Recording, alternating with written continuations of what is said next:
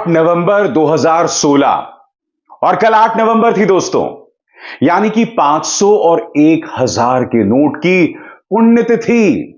मगर प्रधानमंत्री नरेंद्र मोदी को 36 तोपों की सलामी कि 8 नवंबर के दिन वो देश की जनता को यह कह रहे हैं कि अगर मुझे आप दोबारा सत्ता में लाएंगे 2024 में, तो मैं भारत को दुनिया की तीसरी बड़ी अर्थव्यवस्था बना दूंगा, तीसरी बड़ी इकोनॉमी। प्रधानमंत्री, आपका आर्थिक हुनर क्या है देश देख चुका है। 8 नवंबर 2016 को आपने नोटबंदी के नाम पर क्या किया था यह देश देख चुका है। आज राहुल गांधी प्रधानमंत्री से नोटबंदी के मौके पर सवाल उठा रहे हैं। क्या कह रहे हैं राहुल गांधी कुछ देर बाद दोस्तों, मगर सबसे पहले प्रधानमंत्री नरेंद्र मोदी का यह अजीबोगरीब बयान जो उन्होंने 8 नवंबर को दिया है। जी हां, जब 500 और 1000 के नोट हटा दिए गए थे, 2000 का नोट लाया गया था और अब वो 2000 का नोट भी गायब हो गया है। सुनिए प्रधानमंत्री क्या कहने का हौसला रखते हैं। यह मोदी की गारंटी है कि जब तीसरी बार मेरा सेवा काल प्रारंभ होगा, मैं इस देश की अर्थव्यवस्था को दुनिया की टॉप 3 में लाकर रहूंगा। वाह, हमारे गारंटी खजाने लुटाने की नहीं होती, बल्कि हमारी गारंटी देश को आन बान शान के साथ आगे ले जाने की होती है। हमारी गारंटी वोट बटोरने की नहीं, बल्कि देशवासियों के सामर्थ्य को बढ़ाने की होती है। प्रधानमंत्री, इत्तेफाकन आप ये बात उस दिन कह रहे हैं जब देश की अर्थव्यवस्था को बेरहमी से रौंद दिया गया था। भारत की अर्थव्यवस्था पटरी पर थी, मगर फिर आप नोटबंदी लेकर आते हैं। और इत्तेफाकन दोस्तों, नोटबंदी का दिन यानी 2016 नोटबंदी का वो दिन था जिसके बाद सही मायनों में भारतीय मीडिया का पतन हुआ था। वो मैं आपको बतलाऊंगा, क्योंकि ये 2 तस्वीरें याद होगी आपको। 2000 नोट में चिप ढूंढने वाले पापा की परी और मीडिया का ये गुल्लू। तो जाहिर सी बात है दोस्तों, प्रधानमंत्री नरेंद्र मोदी के इस नारे पर, इस नए शिगुफे पर राहुल गांधी ने उन पर करारा हमला बोला है और अपना एक पुराना बयान वो याद दिला रहे हैं। राहुल गांधी क्या कह रहे हैं आपकी स्क्रीन पर।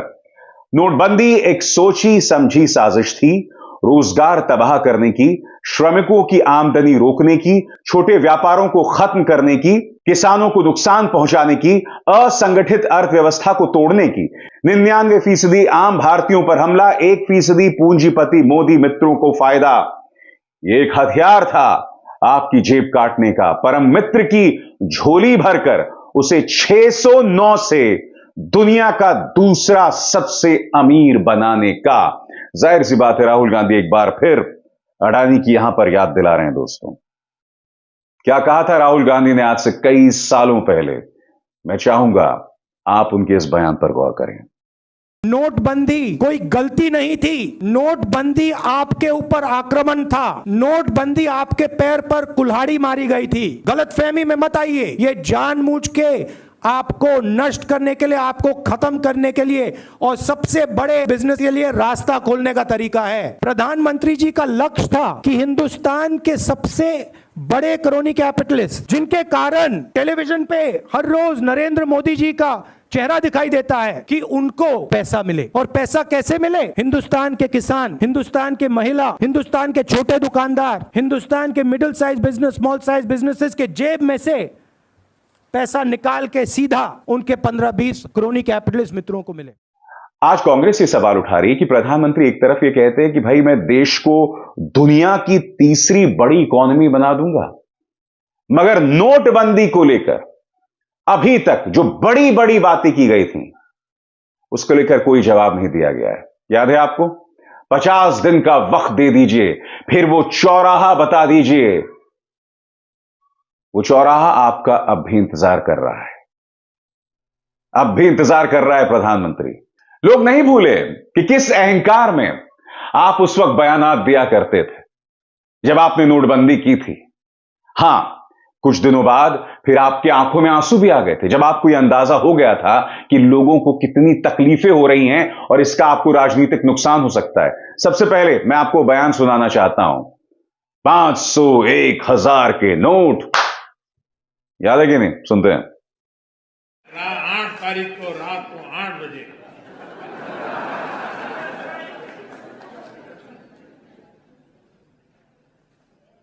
$500 और 1000 की नोट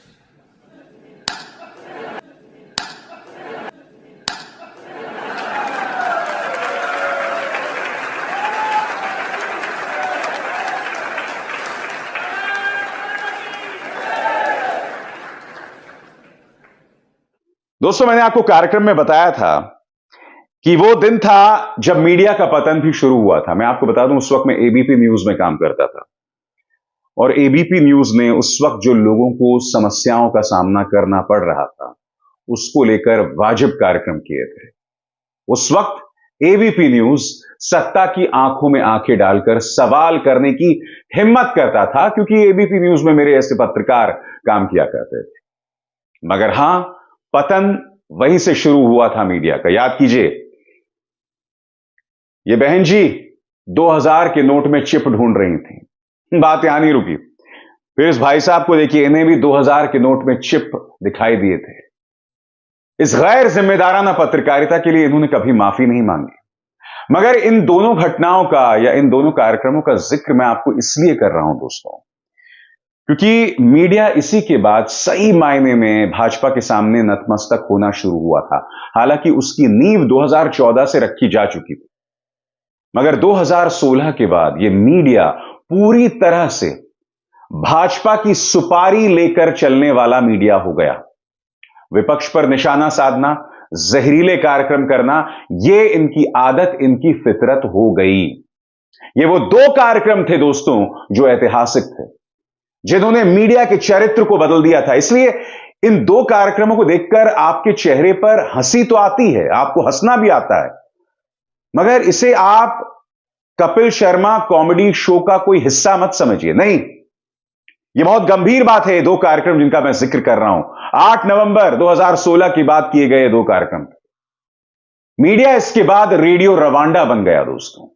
मीडिया जहरीला बन गया, क्योंकि न सिर्फ भाजपा के प्रोपेगेंडा को आगे करना था, मगर बाय डिफॉल्ट जब आप भाजपा के प्रोपेगेंडा को आगे करते हैं तो आपको जहरीले कार्यक्रम करने पड़ते हैं। क्योंकि आप जितना ज्यादा हिंदू मुस्लिम, हिजाब, हलाला फलाला करेंगे, उतना ज्यादा फायदा भाजपा को होगा। यानी प्राइम टाइम में जितनी ज्यादा नफरत, उतनी फायदेमंद स्थिति होगी भाजपा के लिए। इसीलिए ये दो कार्यक्रम बहुत मायने रखते हैं। मुझे ताज्जुब होता है कि इस मौके पर भी प्रधानमंत्री नरेंद्र मोदी नोटबंदी की याद देश की जनता को दिला रहे हैं। मुझे ताज्जुब होता है दोस्तों कि प्रधानमंत्री इस मौके पर भी अपने चुनावी सभा में नोटबंदी को लेकर कांग्रेस पर हमला बोल रहे हैं। सुनिए, प्रधानमंत्री ने एक और बयान क्या दिया है 8 नवंबर को। गरीबों का पैसा लूटने के लिए कांग्रेस ने खास मशीन बनाई थी। वो मशीन ऐसी थी जिसमें सरकार अगर 100 रुपए भेजती थी तो उसमें से 85 रुपए सीधे कांग्रेस के नेताओं की तिजोरी में पहुंच जाता था। देशवासियों को आज की तारीख भी याद है जब भ्रष्टाचारियों पर बहुत बड़ी कार्रवाई हुई थी। आज की तारीख आते ही कांग्रेस ऐसे बिलबिलाती है जैसे सबसे ज्यादा काली कमाई उसी को बैंकों में जमा करानी पड़ी हो। प्रधानमंत्री, मुझे हैरत होती है कि आप ये बातें अब भी कह सकते हैं। मुझे बताइए ना, विदेशों से कितना काला धन आया? सवाल नंबर 1। नंबर 2, कितना काला धन पकड़ा गया? क्योंकि नोटबंदी का तो यही परिणाम बताया जा रहा था ना। क्या नक्सलियों की कमर टूट गई? नहीं। क्या कश्मीर में आतंकवाद खत्म हो गया? बिल्कुल नहीं। उल्टा ऐसी ढेरों मिसालें आईं जहां वो मजबूत बनकर उभरा। आपने छोटे छोटे धंधों की कमर तोड़ने का काम लगभग कर दिया था। आज की तारीख में भारतीय अर्थव्यवस्था दुनिया में संशय का मुद्दा हो गया है, शक का मुद्दा हो गया है, क्योंकि न जाने कब कौन सा कदम उठा लिया जाए। और आप ये कह रहे हैं, आप क्या कह रहे हैं साहब? देशवासियों को याद होगी आज की तारीख 8 नवंबर, जब भ्रष्टाचारियों पर बहुत बड़ी कार्रवाई हुई थी। मुझे बताइए ना, कितने भ्रष्टाचारी आपके कैद में आए? उल्टा मैं आपको बताता हूं क्या हुआ उसके बाद। नोटबंदी अब भी जारी है। 2000 का नोट अब भी वापस लिया जा रहा है। भ्रष्टाचार भ्रष्टाचार को लेकर सिर्फ विपक्ष पर निशाना साधा जाता है और अनाप शनाप केसेस में विपक्ष के नेता बंद कर दिए जाते हैं। चेहरे याद हैं आपको, मनीष सिसोदिया, सत्येंद्र जैन, अनिल देशमुख, नवाब मलिक। बताइए, विपक्ष के नेता राहुल गांधी और उनकी मां सोनिया गांधी पर निशाना साधा जाता है।